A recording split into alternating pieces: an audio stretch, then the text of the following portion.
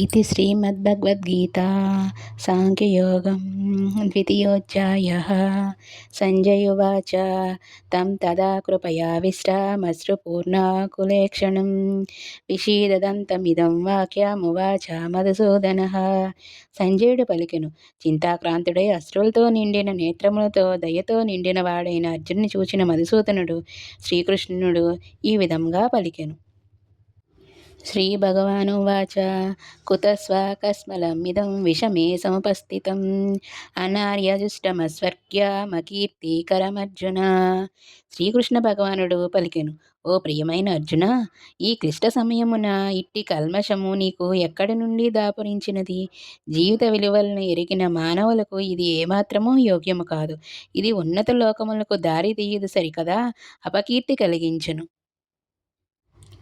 క్లైబ్యమాస్మగమః పార్థ నైతత్వాయుపపద్యతే క్షుద్రం హృదయ దౌర్బల్యం త్వత్వోత్తిష్ట పరంతప. ఓ పార్థ, పతనకారకమైన ఈ నపుంసకత్వము లొంగకుము, ఇది నీకు తగదు. ఓ పరంతప, ఇట్టి తుచ్చమైన హృదయ దౌర్బల్యమును వీడి వెంటనే లెమ్ము. అర్జునోవాచ కథం భీష్మమహం సంఖ్యే ద్రోణం చ మధుసూదన ఇషుభిః ప్రతియోత్స్నామి పూజార్హ వరిసూదన. అర్జునుడు పలికెను. ఓ శత్రు సంహారక, ఓ మధుసూదన, నాకు పూజనీయులైనట్టి భీష్మద్రోణుల వంటి వారిని నేనెట్లు బాణముతో యుద్ధమును ఎదుర్కొనగలను?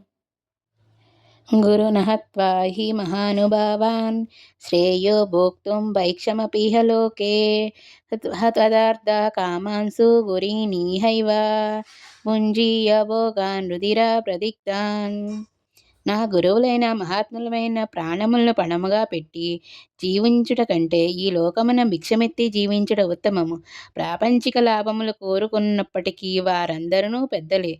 వారిని వధించినచో మేము అనుభవించు సమస్తము రక్షింపగలము, సమస్తము రక్త పంకిలమగును.